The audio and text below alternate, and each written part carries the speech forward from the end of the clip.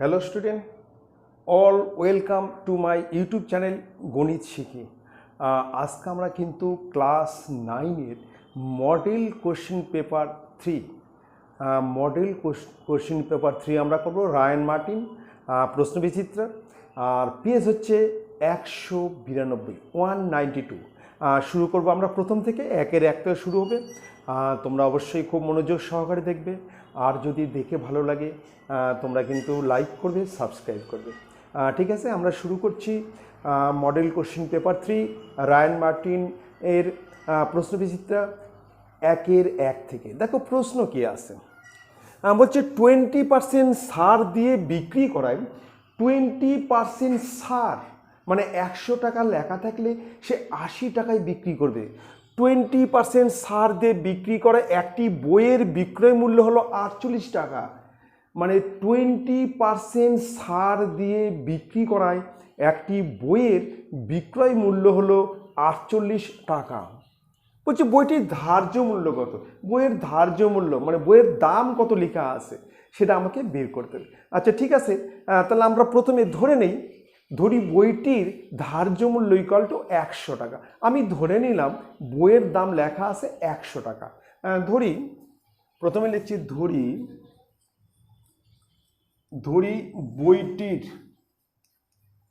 বইটির ধার্য মূল্য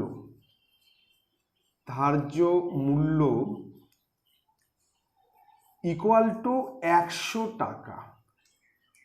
ঠিক আছে, তাহলে আমি কিন্তু এখানে ধরে নিলাম যে বইটির দাম লেখা আছে হচ্ছে 100 টাকা। এবার দোকানদার কি করছে 20% ছাড়, মানে 20% মানে 100 টাকায় 20 টাকা ছাড় দিচ্ছে। তাহলে সে কত দিয়ে কিনছে? 80 টাকা। লিখবো 20% ছাড়ে বিক্রয় মূল্য ইকুয়াল টু, আমরা এখানে লিখবো যে 20% ছাড়ে বিক্রয় মূল্য ইকুয়াল টু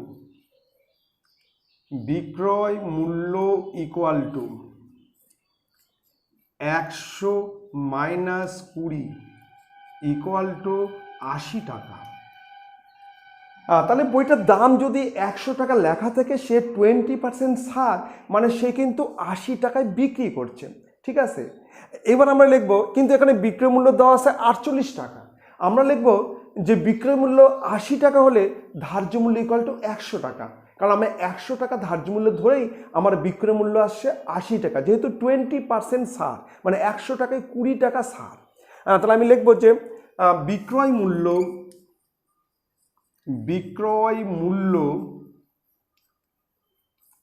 80 টাকা হলে ধার্য মূল্য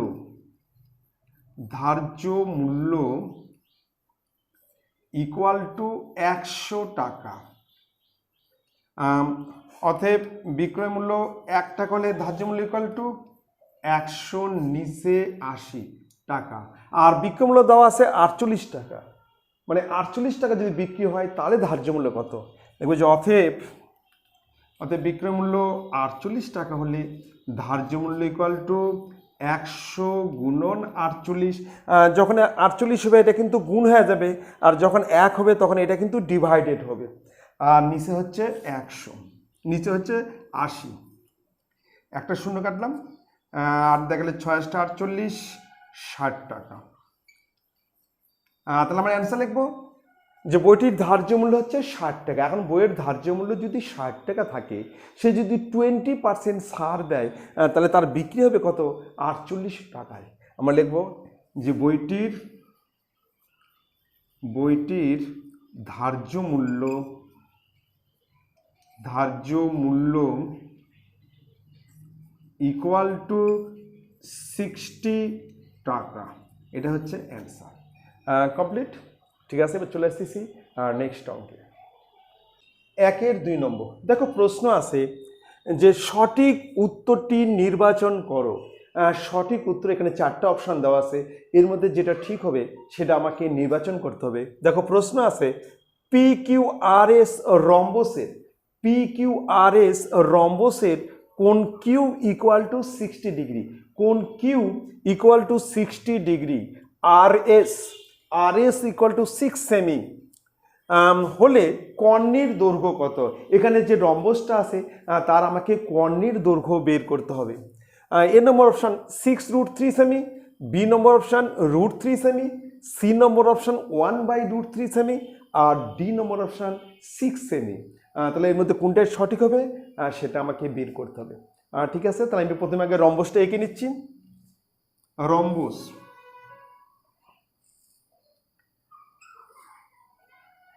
এটা একটা রম্বস, ঠিক আছে। রম্বস আমরা জানি যে চতুর্ভুজের 4টি বাহু সমান কিন্তু কোণগুলি সমকোণ নহে এবং কর্ণ দুটি অসমান, তাকেই হচ্ছে রম্বস বলে। আমি আবার বলছি, যে চতুর্ভুজের 4টি বাহু সমান কিন্তু কোণগুলি সমকোণ নহে এবং কর্ণ দুটি অসমান, তাকেই হচ্ছে রম্বস বলে। তাহলে এখানে 4টি বাহু কিন্তু সমান হবে। ঠিক আছে, আমি নাম দিয়ে দিচ্ছি P Q R S. P Q R S একটি রম্বস। এর কোণ কিউ হচ্ছে 60 ডিগ্রি। এই কোণ যদি 60 ডিগ্রি হয় তাহলে এই কোণটা হচ্ছে 60 ডিগ্রি। আমরা জানি রম্বসও কিন্তু একটা সামান্তরিক, ঠিক আছে। রম্বসও সামান্তরিক, কিন্তু রম্বসের কিন্তু বিপরীত কোণ সমান হবে। সামান্তরিকের যেমন বিপরীত কোণ সমান হয়, আর রম্বসেরও কিন্তু বিপরীত কোণ সমান। ঠিক আছে, এবার বলছে 60 এবং আর এস এই বাহুটা হচ্ছে 6 সেমি, এই বাহুটা হচ্ছে 6 সেমি। তাহলে রম্বসের কিন্তু 4টা বাহু সমান হবে। এটা যদি 6 সিএম হয় তাহলে এটাও হবে 6 সিএম, এটাও হবে 6 সিএম, এটাও হবে 6 সিএম। আমরা জানি যে চতুর্ভুজের 4টি বাহু সমান কিন্তু কোণগুলি সমকোণ নয়, মানে 90 ডিগ্রি নয় এবং কর্ণ দুটি অসমান, তাকেই তো রম্বস বলে। তাহলে 4টা বাহু সমান, এটা 60, এটাও 60 হবে। এবার দেখো 6 সেমি হলে কর্ণের দৈর্ঘ্য কত? মনে করি এই কর্ণের দৈর্ঘ্য তোমাকে বের করতে হবে, ঠিক আছে। আচ্ছা, এই ব্যাগটা যদি লক্ষ্য করো, এই দুটো যদি 60 ডিগ্রি হয়, যেহেতু বাহু সমান, এটা কর্ণ টানলে, এটা একটা কর্ণ টানলে, তাহলে এটা 60, এটাও যদি 60, মানে এখন তোমার তো 60 থাকছে না, অর্ধেক হয়ে গেল, 30 হয়ে গেল। এটা 30, এটাও 30, 30, কিন্তু এই কোণটা কত আছে আমাকে বের করতে হবে। এই দুটো কোণ কত সেটা আমাকে বের করতে হবে, ঠিক আছে। আমি প্রথমে ছবিটাকে একটু ঠিক করে নিচ্ছি।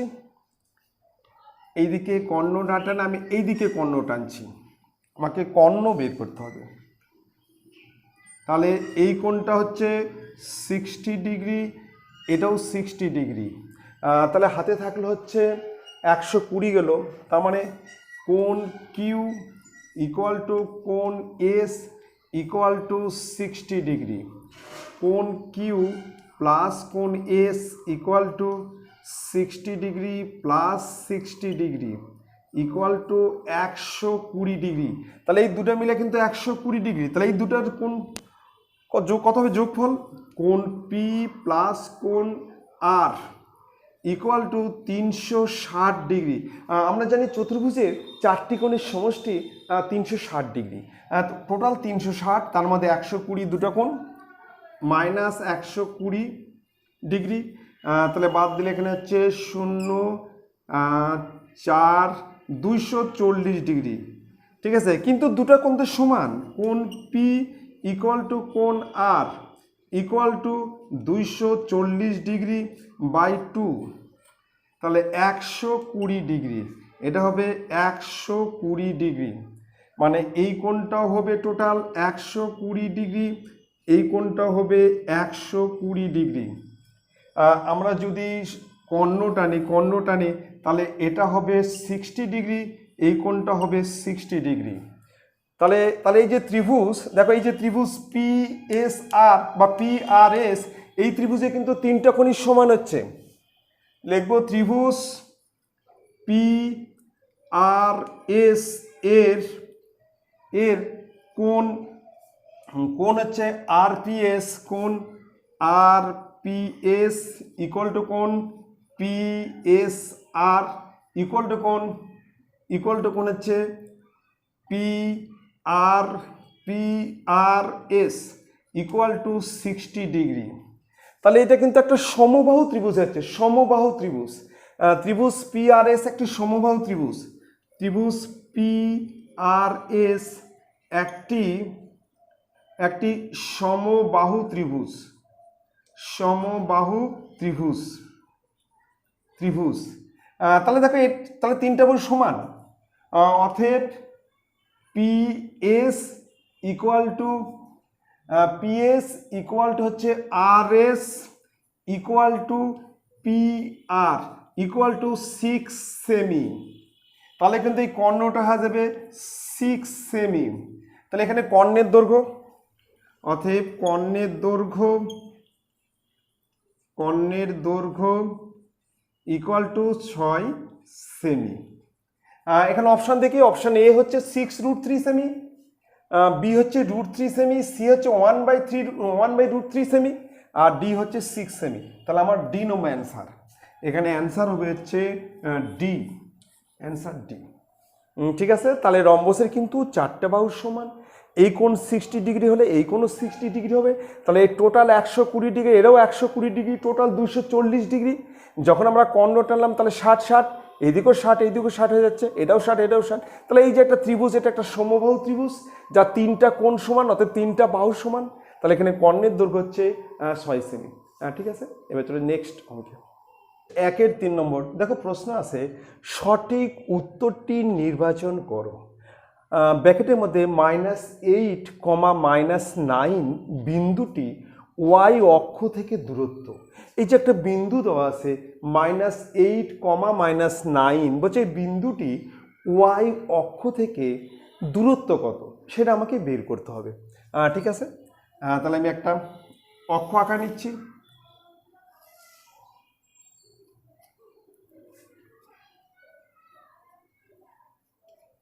আর এটা হচ্ছে এক্স, এটা এক্স ড্যাশ।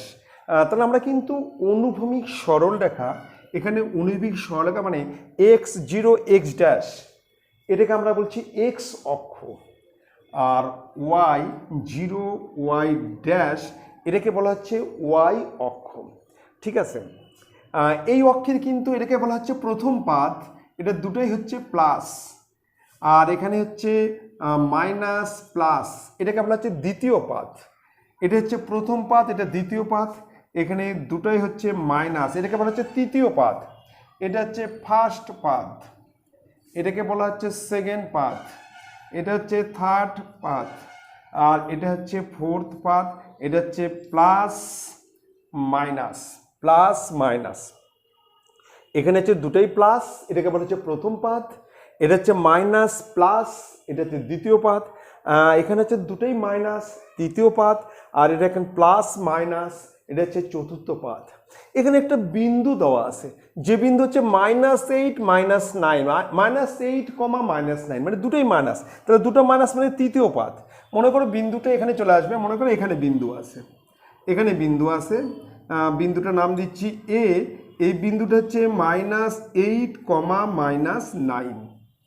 ঠিক আছে, এখানে একটা বিন্দু আছে যেটা হচ্ছে -8, মানে এই দিকে 8 ঘরে আসে, 9 নিচ দিকে 9 ঘরে আমরা নামছি। ঠিক আছে, এটা হচ্ছে -8, -9। বলছি এই বিন্দুটি এই ওয়াই অক্ষ থেকে দূরত্ব বের করতে হবে। ওয়াই অক্ষ, এই অক্ষটাকে বলা হচ্ছে ওয়াই অক্ষ, যেটা হচ্ছে y0 y ড্যাশ, ওয়াই অক্ষ। তাহলে আমরা কিন্তু বিন্দুটা যোগ করছি ঠিক এইভাবে দিয়ে, এইভাবে দিচ্ছি, বিন্দুটা দূরত্ব এই। তাহলে একটা জিনিস লক্ষ্য করো, আমরা এখানে কিন্তু আসলাম 8 ঘর, আসলাম 9 ঘর নিচে নামছি। ঠিক আছে, তাহলে এখান থেকে এই দূরত্বটা কত হবে? এই দূরত্বটা কত হয় বলো? এই দূরত্ব হচ্ছে 8 একক। এখান থেকে 8 ঘরে আসছি, তার মানে এর সঙ্গে কিন্তু এই বাহুটা সমান হবে, আবার এই বাহুর সঙ্গে এই বাহু সমান হবে। তাহলে এই বাহুটা মানে ওয়াই অক্ষ থেকে দূরত্ব, এটা আমরা কিন্তু 9 ঘর নামছি, আর এখান থেকে দূরত্ব কিন্তু 8 ঘর, এখান থেকে আমরা 8 ঘরে আসা 9 ঘর। তাহলে এটাই হচ্ছে ওয়াই অক্ষ থেকে দূরত্ব। তাহলে ওয়াই অক্ষ থেকে দূরত্ব হবে, ওয়াই অক্ষ থেকে দূরত্ব ইকুয়াল টু 8 একক। এখান থেকে দূরত্ব হবে কিন্তু 8 একক। আমি আবার বলছি, এটা মূল বিন্দু, আমরা কিন্তু এই দিকে 8 ঘর আসা 9 ঘর নিচে নামছি, ঠিক আছে। তার মানে এই যে এখান থেকে এই পর্যন্ত আসলাম, তাহলে এই বাহু আর এই বাহু সমান হবে। এটা যদি 8 ঘর আসে, এটাও 8 হবে, তাহলে ওয়াই অক্ষ থেকে দূরত্ব হচ্ছে 8 একক। আর যে বলতাম যে এক্স অক্ষ থেকে দূরত্ব কত, এক্স অক্ষ, এটা এক্স অক্ষ দূরত্ব, এই যে এটাকে বলা হচ্ছে এক্স অক্ষ, এক্স 0 এক্স ড্যাশ, এখান থেকে দূরত্ব হচ্ছে 9 একক। তাহলে এখানে অ্যান্সার চাইছে যে ওয়াই অক্ষ থেকে দূরত্ব, তাহলে ওয়াই অক্ষ থেকে দূরত্ব হচ্ছে 8 একক। অপশান এ হচ্ছে 9 একক, অপশান বি হচ্ছে 8 একক, অপশান সি হচ্ছে 10 একক, আর অপশান ডি হচ্ছে 4 একক। তাহলে আমার অপশান বি, তাহলে অ্যান্সার এখানে হবে হচ্ছে বি, বি হচ্ছে অ্যান্সার। ঠিক আছে, এবার চলে এসেছি নেক্সট অঙ্কে, হচ্ছে 1-এর 4 নম্বর। দেখো প্রশ্ন আছে, সঠিক উত্তরটি নির্বাচন করো। একটি সমবাহু ত্রিভুজের ক্ষেত্রফল কমা পরিসীমা কমা উচ্চতা যথাক্রমে, ক্ষেত্রফল হচ্ছে এ, উচ্চতা পরিসীমা হচ্ছে এস এবং উচ্চতা এইচ একক হলে 2a/sh এর মান কত? 2a/sh এর মান কত? অপশান এ নম্বর 1-এর 3, অপশান বি হচ্ছে হাফ, অপশান সি হচ্ছে 1, অপশান ডি হচ্ছে 1/4 মানে 1-এর 4।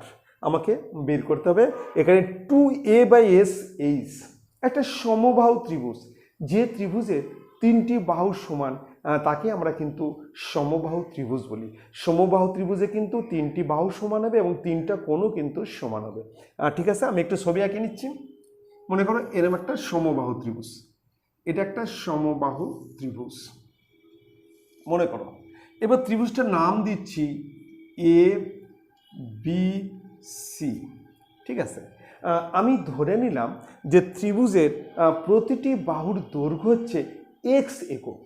আমি ধরি বাহুর দৈর্ঘ্য হচ্ছে এক্স একক, এটা হচ্ছে এক্স একক।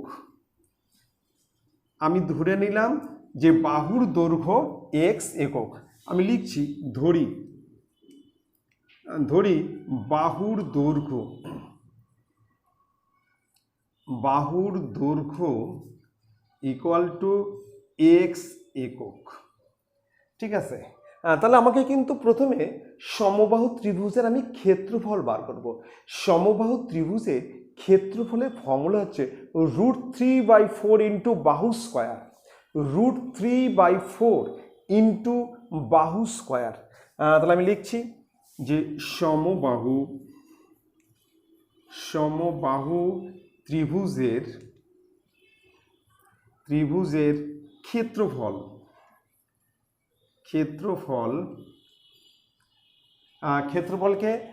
ক্ষেত্রফলে এখানে দিয়েছে হচ্ছে এ, ক্ষেত্রফল এ ইকুয়াল টু √3/4 ইন্টু বাহু তার হচ্ছে হোল স্কোয়ার, পাশে হচ্ছে বর্গ একক।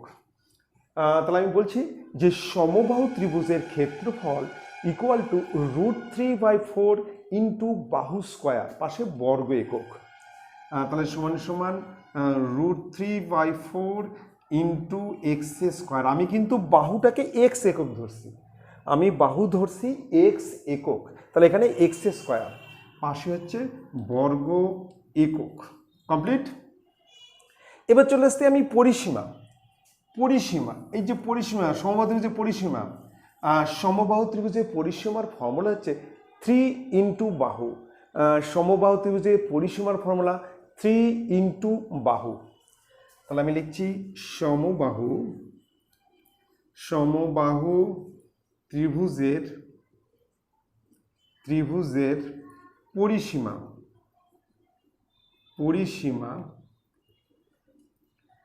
ইকুয়াল পরিসীমা হচ্ছে এখানে পরিসীমাকে ধরেছে হচ্ছে এস, পরিসীমা এস ইকুয়াল টু 3 ইন্টু বাহু, পাশে হচ্ছে একক, সমান 3 ইন্টু এক্স, এত একক।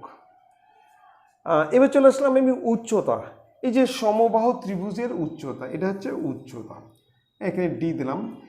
উচ্চতা হচ্ছে, এখানে উচ্চতা কি লিখছে এইচ, সমবাহু ত্রিভুজের উচ্চতার ফর্মুলা হচ্ছে √3/2 √3/2 ইন্টু বাহু। তাহলে আমরা লিখব সমবাহু ত্রিভুজের উচ্চতা, সমবাহু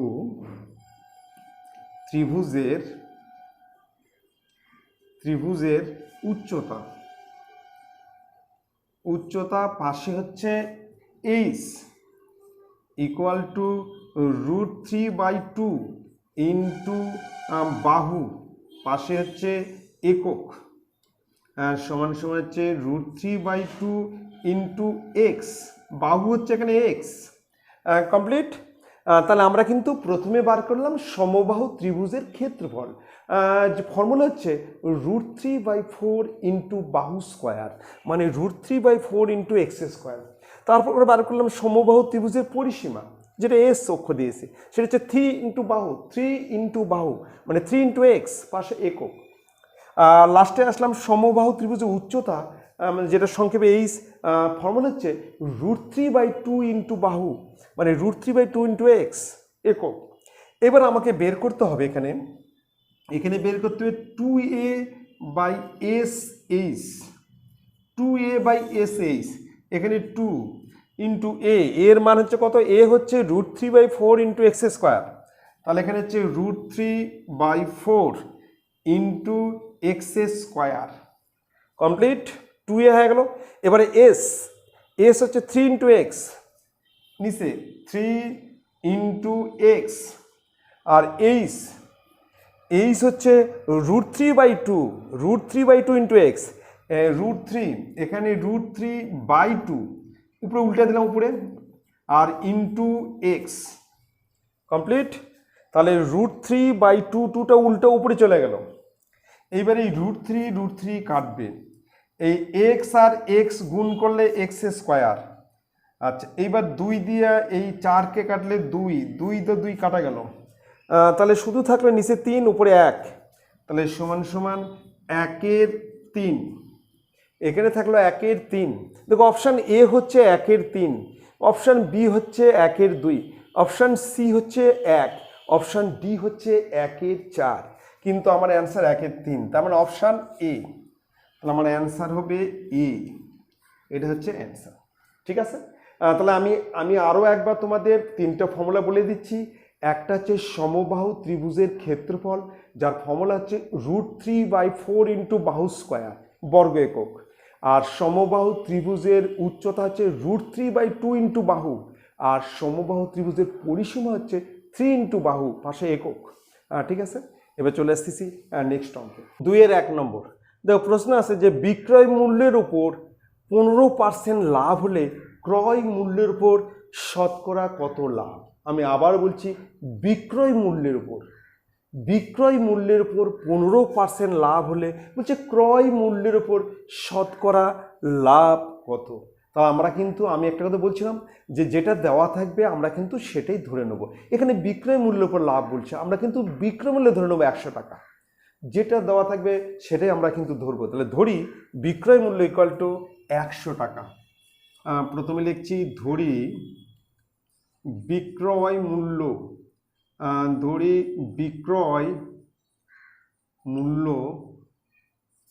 ইকুয়াল টু 100 টাকা। ঠিক আছে, এখানে বলছে যে বিক্রয় মূল্যের উপর 15% লাভ হলে, তাহলে আমরা কিন্তু ধরে নিলাম বিক্রয় মূল্য হচ্ছে 100 টাকা, সে কিন্তু 100 টাকায় বিক্রি করে 15 টাকা লাভ করেছে, তাহলে সে কিনেছে কত? নিশ্চয়ই সে কিনেছে হচ্ছে 85 টাকা। 100 টাকায় বিক্রি করে 15 টাকা লাভ, সে কিনেছে কত? ক্রয় মূল্য কত? 100 বিয়োগ 15, তাহলে এখানে হচ্ছে ক্রয় মূল্য হবে 85 টাকা। যেহেতু আমি বিক্রয় মূল্য ধরছি, যখন লাভ হবে বিয়োগ হবে, আর ক্ষতি হলে যোগ হবে। আর যদি ক্রয় মূল্য ধরতাম তাহলে লাভ হলে যোগ হবে, আর ক্ষতি হলে বিয়োগ হবে। বিপরীত, যেহেতু বিক্রয় মূল্য আমি 100 ধরছি। ঠিক আছে, তাহলে দেখবো যে বিক্রয় মূল্যের উপর বিক্রয়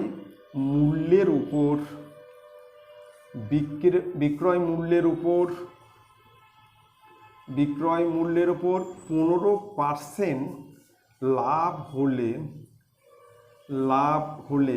ক্রয় মূল্য ইকুয়াল টু 100 বিয়োগ 15 ইকুয়াল টু 85 টাকা। ঠিক আছে, আমি আরও একবার বলে দিচ্ছি, এখানে প্রশ্ন আছে যে বিক্রয় মূল্যের উপর 15% লাভ হলে ক্রয় মূল্যের উপর শতকরা কত লাভ। ঠিক আছে, আমরা কিন্তু এখানে ধরে নিছি বিক্রয় মূল্য 100 টাকা, আমি ধরে নিছি যে বিক্রয় মূল্য ইকুয়াল টু 100 টাকা। এবার 100 টাকায় বিক্রি করে 15 টাকা লাভ করছে, 100 টাকায় বিক্রি করে তোমার 15 টাকা লাভ হলো, তো তুমি কিনেছো কত, তোমার ক্রয় মূল্য কত, 100 বিয়োগ 15 ইকুয়াল টু 85 টাকা। ঠিক আছে, এবার ক্রয় মূল্য পর শতকরা লাভ আছে, তার মানে 85 টাকা লাভ হচ্ছে 15 টাকা, ক্রয় মূল্য পর মানে 85তে লাভ হয়েছে 15, একে কত 100 কত। তাহলে আমরা এখানে লিখব যে লাভ equal to 100 minus 85 equal to 15 টাকা। তাহলে এই যে 15 টাকা তোমার লাভ হয়েছে, এটা কিন্তু তোমার ক্রয় মূল্য 85 টাকা, 85 টাকা লাভ হয়েছে 15 টাকা মানে ক্রয় মূল্যের ওপর। তা আমরা লিখব যে 85 টাকায় লাভ হয় ইকুয়াল টু 15 টাকা। অতএব 1 টাকা লাভ হয়, তাহলে 15 নিচে 85, অতএব 100 টাকায় লাভ হয়, অতএব 100 টাকা লাভ হয়, তাহলে 15 ইন্টু 100 আর নিচে হচ্ছে 85। যখন 1 হবে তখন 85 ডিভাইডেড, আবার যখন 100 হবে তখন ইন্টু, 100 হলে এটা কিন্তু ইন্টু হবে। এবার 5 দা যদি কাটি 5 সুতরাং 85, আর 5 দা কাটলে 3, তাহলে এখানে হচ্ছে 300 নিচে 17। ঠিক আছে, এবার আমরা 300কে 17 দিয়ে ভাগ করব। আমরা একটু দেখে নিচ্ছি, 300কে আমরা 17 দিয়ে ভাগ করছি, 1 বার যা 17, 3 13 130, এইবার 7 17, তাহলে 7 বার দিচ্ছি, যদি 7 বার দিই 7 7 49, 9 হাতে 4 11 119, তাহলে এখানে থাকছে 9 10 1 হাতে 11, তাহলে 17 পূর্ণ 11 17, তাহলে এখানে হচ্ছে 17 পূর্ণ 11 নিচে 17 এত পার্সেন্ট, আর এটা হচ্ছে টাকা। তাহলে তোমার ক্রয় মূল্যের উপর লাভ হচ্ছে, শতকরা লাভ হচ্ছে 17 পূর্ণ 11 17 এত পার্সেন্ট, 17 পূর্ণ 11 17। ঠিক আছে, তাহলে আমি আবার বলছি, যেহেতু এখানে দেওয়া আসলে যে বিক্রয় মূল্যের উপর 15% লাভ, যেটা দেওয়া থাকবে আমি কিন্তু সেটাই ধরবো। এখানে দেওয়া আছে বিক্রয় মূল্যের উপর, আমি ধরি বিক্রয় মূল্য 100 টাকা, এবার 100 টাকা বিক্রি করে তার 15 টাকা লাভ হয়েছে, তাহলে সে কিনেছে 85 টাকা, তার মানে 85 টাকায় লাভ হয়েছে 15 টাকা, যেহেতু ক্রয় মূল্য ধরছি, একে কত 100 কত। ঠিক আছে, এবার নেক্সট অঙ্ক 2 নম্বর দেখো, প্রশ্ন আছে এবিসি ত্রিভুজের এসি বাহুর উপর ডি এমন একটি বিন্দু যে AD is to DC, AD is to DC equal to 3:2 হয়, এবং ত্রিভুজ এবিসি এর ক্ষেত্রফল 40 বর্গ সেমি হলে ত্রিভুজ বিডিসি এর ক্ষেত্রফল কত। এখানে কিন্তু দেওয়া আছে যে ত্রিভুজ এবিসি এর ক্ষেত্রফল 40 বর্গ সেমি হলে ত্রিভুজ বিডিসি এর ক্ষেত্রফল কত। তাহলে আমি একটা ত্রিভুজ আঁকা নিচ্ছি, মনে করি এরকম একটা ত্রিভুজ, এই একটা ত্রিভুজ,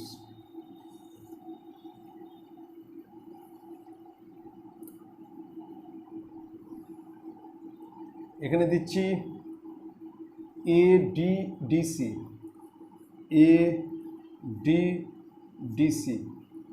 আর এখানে দিচ্ছে হচ্ছে বি। কমপ্লিট, এখানে হয়ে গেল। এখানে এডি আর ডিসি এখানে দেওয়া আছে AD is to DC equal to 3:2। Complete. এবার কিন্তু আমি একটা লম্ব টানছি, এর উপর একটা লম্ব টানলাম, মনে করি এটা হচ্ছে লম্ব, এটা ই হচ্ছে লম্ব, বিই হচ্ছে লম্ব, ত্রিভুজ এ বি সি এর বিই হলো লম্ব। ঠিক আছে, এইবার আমরা কিন্তু এই দুটো ত্রিভুজের ক্ষেত্রফল বার করব। ত্রিভুজের ক্ষেত্রফল হচ্ছে হাফ ইন্টু ভূমি ইন্টু উচ্চতা। প্রথমে ত্রিভুজ এ বি ডি, প্রথমে লিখছি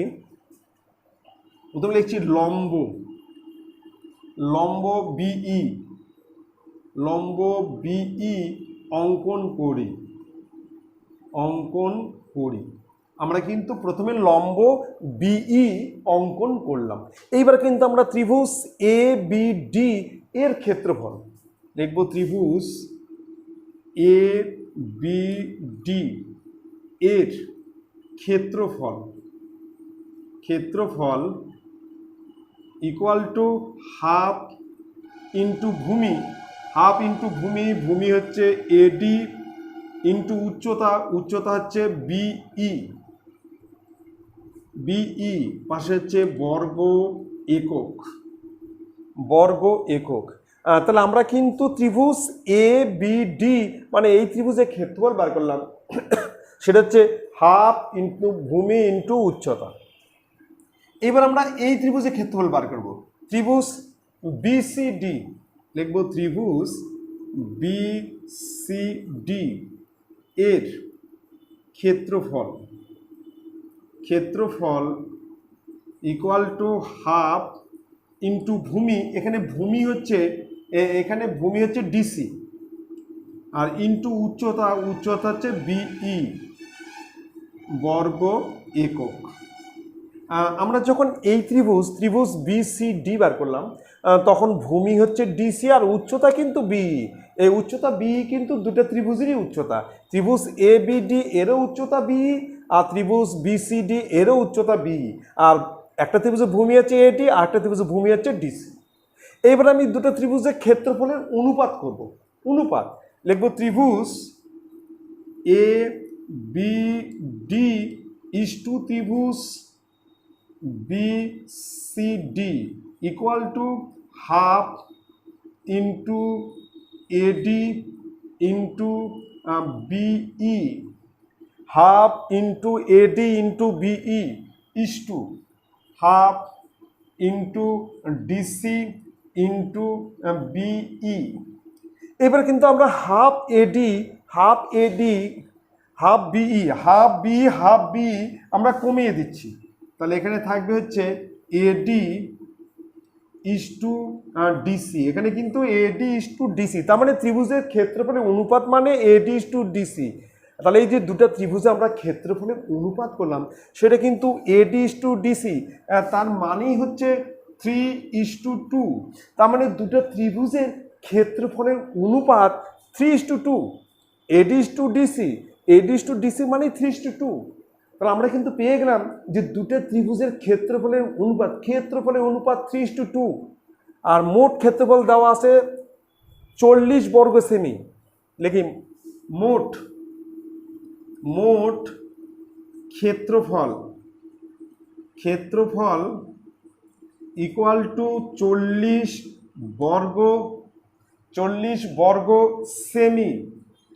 বর্গ সেমি। ঠিক আছে, তাহলে আমরা এর ক্ষেত্রে সেমি লিখি। এই বর্গ এককগুলোকে আমরা সেমি করে দিই।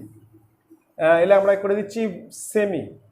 এটা হচ্ছে বর্গ সেমি, এটা হচ্ছে বর্গ সেমি। ঠিক আছে, কমপ্লিট। তাহলে মোট ক্ষেত্রফল 40 বর্গ সেমি। এখানে চাচ্ছে ত্রিভুজ, কোন ত্রিভুজ? বিডিসি। তাহলে এই ক্ষেত্রফল চাচ্ছে, এই ক্ষেত্রফল বিডিসি ক্ষেত্রফল হচ্ছে 2, আর অনুপাতের যোগফল হচ্ছে 3 + 2 5। আমরা লিখবো ত্রিভুজ বিডিসি এর ক্ষেত্রফল ইকুয়াল টু 40 গুণন, তাহলে আমরা যে ত্রিভুজ বার করব সেই ত্রিভুজের অনুপাত হচ্ছে 2, আর নিচে হচ্ছে অনুপাতের যোগফল 5।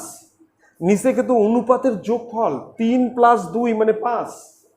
আমরা যে ত্রিভুজ বের করব সেই ত্রিভুজের অনুপাত দ্বারা গুণ করব, আর নিচে হচ্ছে অনুপাতের যোগফল মানে 5। এবার 5 দিয়ে যে আমরা 40কে কাটি তাহলে এখানে 8, তার মানে হচ্ছে 16 বর্গ সেমি। তাহলে অ্যান্সার হচ্ছে 16 বর্গ সেমি। ঠিক আছে, তাহলে আমরা কিন্তু এখানে কিন্তু একটা লম্ব টানলাম, লম্বটার নাম দিলাম আমরা বিই। একবার আমরা ত্রিভুজ এবিডি এর ক্ষেত্রফল বার করলাম, সেটা হচ্ছে half into AD into BE বর্গ সেমি। আবার আমরা বিসিডি ত্রিভুজের ক্ষেত্রফল বের করলাম, সেটা হচ্ছে half into DC into BE. এইবার দুটো ত্রিভুজের ক্ষেত্রফলে আমরা অনুপাত করলাম, সেটা আমার বার হলো 3:2। যখন আমরা দুটো ত্রিভুজের ক্ষেত্রফলের অনুপাত পেয়ে গেলাম 3:2 আর ত্রিভুজের মোট ক্ষেত্রফল 40 বর্গ সেমি, এবার আমরা বার করব ত্রিভুজ বিসিডি। ত্রিভুজ বিডিসি বা বিসিডি এর ক্ষেত্রফল হচ্ছে 40 গুণন 2 নিচে 5, মানে যে ত্রিভুজ বের করবো সেই ত্রিভুজের অনুপাত দ্বারা গুণ আর নিচে হচ্ছে অনুপাতের যোগফল, সেটা হচ্ছে 5, তাহলে 16 বর্গ সেমি। ঠিক আছে, চলে আসতেছি নেক্সট অঙ্কে।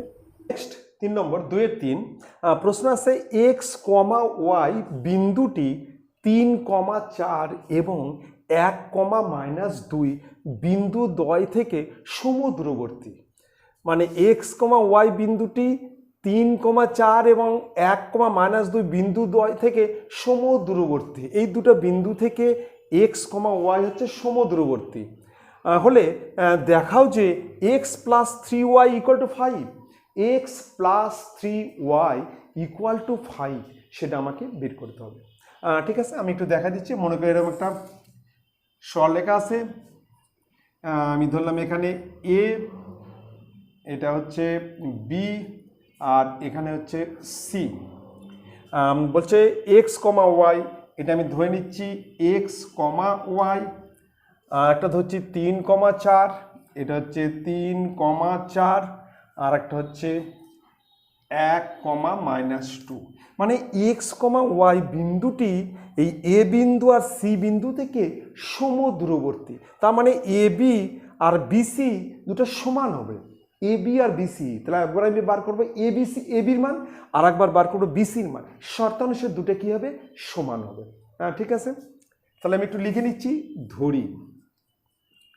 ধরি এ ইকুয়াল টু 3,4, ধরি B equal to x comma y, আর ধরি সি ইকুয়াল টু 1,-2। তাহলে আমি প্রথমে বের করব এ বি, মানে এই দূরত্বটা আমরা বের করছি এ বি।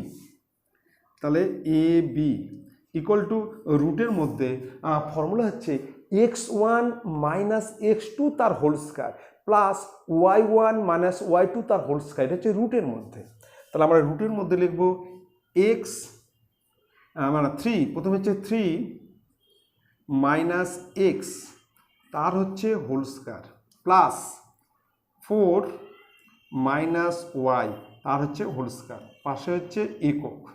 তাহলে 3 মাইনাস এক্স তার হোল স্কয়ার আর 4 মাইনাস ওয়াই তার হোল স্কয়ার সমান সমান, এবার রুটের মধ্যে এটা ফর্মুলায় পড়বে, এটা হচ্ছে এ মাইনাস বি তার হোল স্কয়ার, তাহলে এ স্কোয়ার 9 মাইনাস 2ab মানে 6x প্লাস বি স্কোয়ার মানে এক্স স্কোয়ার প্লাস এটা হবে, এটাও তাই এ মাইনাস বি তার হোল স্কোয়ার, তাহলে এখানে এ স্কোয়ার মানে 16 মাইনাস 8y আর প্লাস ওয়াই স্কোয়ার, পাশে হচ্ছে একক। কমপ্লিট। এবার আরও একটা স্টেপ, তাহলে 16 আর 9 25, রুটের মধ্যে হচ্ছে 25 minus 6x plus x square minus 8y plus Y square, পাশে হচ্ছে একক। কমপ্লিট। তাহলে এখানে আমরা 9 আর 16 আর 9 যোগ করলাম, এখানে 25 হলো, 6x plus x square minus 8y plus Y square. ঠিক আছে, কমপ্লিট। এবার আমরা চলে আসতেছি বিসি। এবার আমরা বের করব বিসি বের করব। ঠিক এখানে করছি বিসি, তাহলে রুটের মধ্যে এই দুটো মিলা করব, তাহলে এক্স মাইনাস ওয়ান তার হচ্ছে হোল স্কয়ার প্লাস ওয়াই, এখানে মাইনাস আছে প্লাস হয়ে যাবে, তাহলে এখানে ওয়াই প্লাস 2 তার হোল স্কয়ার, পাশে হচ্ছে একক। তাহলে x1 মাইনাস x2 তার whole square plus y1 minus মাইনাসে প্লাস হয়ে যাবে, প্লাস 2 তার হচ্ছে হোল স্কয়ার। এবার হচ্ছে এটা a minus B whole square, a square minus 2ab plus B square, তাহলে এখানে হবে x square minus 2x plus 1, এটা হবে plus Y square plus 4y 2ab মানে 4y প্লাস 4, পাশে হচ্ছে একক। এখানে আরও একটা স্টেপ, রুটের মধ্যে এখানে হচ্ছে এক্স স্কোয়ার মাইনাস 2x, এখানে 1 আর 4 যোগ করলে 5 প্লাস 5 প্লাস ওয়াই স্কোয়ার আর প্লাস 4y পাশে হচ্ছে একক। ঠিক আছে, এইবার হচ্ছে শর্তানুসারে তোমার হচ্ছে এই দুটো কী হবে, সমান হবে। শর্তানুসারে এই দুটো হচ্ছে সমান। এখানে লিখব শর্তানুসারে প্রথমে এটা লিখছি রুটের মধ্যে হচ্ছে 25 minus 6x plus x square minus 8y plus Y square আর প্লাস ওয়াই স্কোয়ার। তাহলে এখানে থাকছে 25 minus 6x plus x square minus 8y plus Y square equal to, এখানেও রুটের মধ্যে এটা হচ্ছে x square minus 2x plus 5 plus Y square আর প্লাস 4y। শর্তাংশের দুটো সমান। এবার কিন্তু আমরা উভয় পক্ষে বর্গ করব, মানে রুটকে তুলে দেওয়ার জন্য আমরা উভয় পক্ষে বর্গ, আমরা এই দিকেই বর্গ করছি আবার এই পাশেও বর্গ করছি। তাহলে দুই দিক থেকে কিন্তু রুট উঠে যাবে। তাহলে এই দিকে থাকবে হচ্ছে 25 minus 6x plus x square minus 8y plus Y square, আর এই দিকে থাকবে হচ্ছে x square minus 2x plus 5 plus Y square plus 4y। Complete. আমরা উভয় পক্ষে কিন্তু বর্গ করলাম। আমাদেরকে রুটকে তুলতে হবে। যখন আমরা রুট তুলে দেবো সবসময় মনে রাখবে যে বর্গ করবে, সেটা উভয় দিকে করবে। এবার দুই দিক থেকে দেখো এক্স স্কোয়ার, এই এক্স স্কোয়ার আর এক্স স্কোয়ার উঠে যাবে, আর ওয়াই স্কোয়ার কিন্তু উঠে যাবে কিন্তু। তাহলে এখানে থাকছে কি, এখানে থাকছে হচ্ছে 25 মাইনাস 6x মাইনাস 8y। তাহলে এখানে থাকছে 25 মাইনাস 6x মাইনাস 8y, আর এদিকে থাকছে minus 2x plus 5 plus 4y। ঠিক আছে, এবার এক্স ওয়াইগুলো আমরা বাম দিকে নিয়ে আসবো, আর এক্স ওয়াই ছাড়া আমরা ডান দিক করব। আমরা যেগুলো এক্স ওয়াই আছে সেটা আমরা বাম দিকে নিয়ে আসবো, আর এই এক্স ওয়াই ছাড়া আমরা ডান দিকে করব। তাহলে এখানে লিখবো মাইনাস 6x মাইনাস 8y, এখান থেকে প্লাস 2x, এক্সটা মাইনাস আছে প্লাস হবে, এটা প্লাস আছে এবারে আসলে মাইনাস 4y ইকুয়াল টু এখানে 5, আর এই 25কে ওপার করে দিলে মাইনাস 25 ওপার করে দিলে কিন্তু মাইনাস 25। ঠিক আছে, এবার দেখো 6x থেকে আমরা 2x বাদ দিচ্ছি, তাহলে মাইনাস 4x, এখানে মাইনাস 4x। এবার 8y আর মাইনাস 4y দুটো মাইনাসে মাইনাসে প্লাস, মাইনাসে মাইনাসে প্লাস, চিহ্ন minus, minus 12y equal to এখানে হচ্ছে মাইনাস 20। 25 থেকে 5 বিয়োগ মাইনাস 20। এবার আমরা সব মাইনাস তুলে দিচ্ছি, তাহলে এটা হবে 4x plus 12y equal to 20। এবার আমরা সবগুলোকে 4 দ্বারা ভাগ করব, 4 দ্বারা ভাগ, অতএব x plus 3y equal to 5। 4 দ্বারা আমরা উভয় পক্ষে ভাগ করলাম, 4 দ্বারা উভয় পক্ষে ভাগ। এটা হচ্ছে প্রুফড। ঠিক আছে, উভয় পক্ষে আমরা কিন্তু 4 দ্বারা ভাগ করলাম, তাহলে x plus 3y equal to 5 proofed হয়ে গেল। এবার চলে আসছি নেক্সট অঙ্কে, এর 4 নম্বর। দেখো প্রশ্ন আছে একটি অর্ধবৃত্তের পরিসীমা 36 সেমি, 36 সেমি। একটা অর্ধবৃত্তের পরিসীমা 36 সেমি হলে অর্ধবৃত্তের ব্যাসের দৈর্ঘ্য কত? আমাকে বের করতে হবে অর্ধবৃত্তের ব্যাসের দৈর্ঘ্য। ঠিক আছে, আমি একটা অর্ধবৃত্ত আঁকে নিচ্ছি। মনে করি এরকম একটা বৃত্ত, এর অর্ধবৃত্ত। ঠিক, এটা অর্ধবৃত্তের এখানে কি দেওয়া আছে? পরিসীমা দেওয়া আছে। এখানে অর্ধবৃত্তের পরিসীমা, তাহলে এটা একটা অর্ধবৃত্তের ব্যাসার্ধ এখান থেকে পর্যন্ত আমরা ব্যাসার্ধ ধরে নিচ্ছি আর সেমি, এটাও তাহলে আর সেমি। তাহলে আমরা কিন্তু ধরে নিলাম, ধরি ব্যাসার্ধ ইকুয়াল টু, এখানে কিন্তু ব্যাস চাইছে, আমরা কিন্তু ব্যাসার্ধ বের করব। ব্যাসার্ধ বের করে তাকে 2 দিয়ে গুণ করলে কিন্তু ব্যাস হবে। ব্যাস ইকুয়াল টু 2 ইন্টু ব্যাসার্ধ, ঠিক আছে। আবার ব্যাসার্ধ ইকুয়াল টু ব্যাস বাই 2, কমপ্লিট। তাহলে আমরা বার করে ধরি ব্যাসার্ধ ইকুয়াল টু ছোট হাতের আর সেমি, ঠিক আছে। আচ্ছা, এইবার একটা জিনিস লক্ষ্য করো, অর্ধবৃত্তের পরিসীমা। এখানে কিন্তু দেখো অর্ধবৃত্তের পরিসীমা মানে এখানে আছে অর্ধ পরিধি প্লাস ব্যাস। অর্ধবৃত্তের পরিসীমা মানে কি? অর্ধ পরিধি প্লাস ব্যাস। লিখবো, এখানে দেখা দিচ্ছি অর্ধবৃত্তের পরিসীমা ইকুয়াল টু অর্ধ পরিধি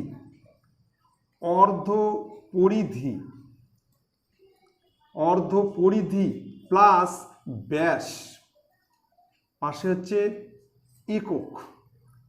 আমি আবার বলছি, অর্ধবৃত্তের পরিসীমার ফর্মুলা পরিধির অর্ধেক মানে 2πr/2, তাহলে πr হবে, আর প্লাস ব্যাস মানে 2r, এই দুটো যোগফল হচ্ছে অর্ধবৃত্তের পরিসীমা। সমান সমান এখানে অর্ধ পরিধি হচ্ছে πr আর ব্যাস হচ্ছে 2r, এত একক। সমান সমান এখান থেকে যদি আর কমন নাও তাহলে ব্র্যাকেটে হচ্ছে পাই প্লাস 2, এত একক। তাহলে আমি একটু বলে নিচ্ছি যে অর্ধবৃত্তের পরিসীমার ফর্মুলা আর কমন নেওয়ার ব্র্যাকেটে পাই প্লাস 2, এখানে পায়ের মান হচ্ছে 22/7, তাহলে পাই প্লাস 2 এত একক। আমি একটু লিখে নিচ্ছি যে অর্ধবৃত্তের পরিসীমা equal to R into pi plus 2, পাশে হচ্ছে একক। এটা কিন্তু আমি ফর্মুলা লিখলাম, এবং এটা কিভাবে আসলো সেটা কিন্তু আমি এখানে দেখে দিলাম যে অর্ধবৃত্তের পরিসীমা মানে অর্ধ পরিধি প্লাস ব্যাস, মানে পাই আর প্লাস 2r, আর কমন নিলে পাই প্লাস 2, কমপ্লিট। এবার আমি এখানে মান বসাচ্ছি, এখানে পাইয়ের মান হচ্ছে 22/7 প্লাস 2, এত সেমি। একক কিন্তু এখানে সেমি, হ্যাঁ, এখানে এককটা হচ্ছে সেমি, এখানে সেমি দেওয়া আছে। আরেকটা লাইন করছি, আর এখানে লসাগু হচ্ছে 7, তাহলে 22 প্লাস 14 সেমি সমান সমান আর ইন্টু 36/7, এত সেমি। তাহলে এখানে কিন্তু অর্ধবৃত্তের পরিসীমা বের হলো আর ইন্টু 36/7 সেমি। শর্তানুসারে এটা ইকুয়াল টু 36। এখানে লিখব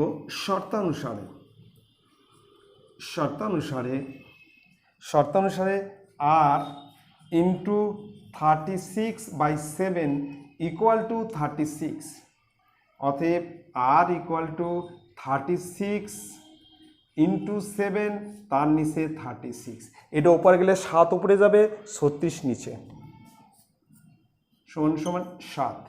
তাহলে আমরা লিখব ব্যাসার্ধ ইকুয়াল টু 7 সেমি, কিন্তু অ্যান্সার হচ্ছে ব্যাস কত, অতএব ব্যাস ইকুয়াল টু আমরা যদি ব্যাসার্ধকে 2 দ্বারা গুণ করি তাহলেই ব্যাস হবে, তাহলে 2 ইন্টু 7 ইকুয়াল টু 14 সেমি, এটা হচ্ছে অ্যান্সার। তাহলে ব্যাস হচ্ছে 14 সেমি। ঠিক আছে, এবার নেক্সট অঙ্কে চলে আসতেছি। পরিসংখ্যান ঘনত্ব হচ্ছে শ্রেণীর পরিসংখ্যা বাই পরিসংখ্যা দৈর্ঘ্য। নেক্সট 2-5 নম্বর বলছে 70 থেকে 105 শ্রেণীটির পরিসংখ্যা 7 হলে পরিসংখ্যা ঘনত্ব কত? তাহলে আমরা লিখব পরিসংখ্যা ঘনত্ব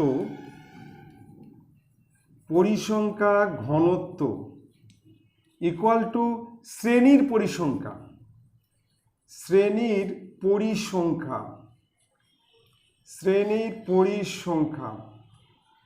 আর নিচে হচ্ছে শ্রেণী দৈর্ঘ্য বাই শ্রেণী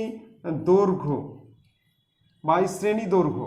এবার শ্রেণীর পরিসংখ্যা হচ্ছে 7, আর শ্রেণী দৈর্ঘ্য হচ্ছে 35, শ্রেণী দৈর্ঘ্য হচ্ছে 35, 105 বিয়োগ 70, 35 কাটলে হচ্ছে 1/5 সমান সমান 1/5, মানে 0.2, এটাই হচ্ছে অ্যান্সার।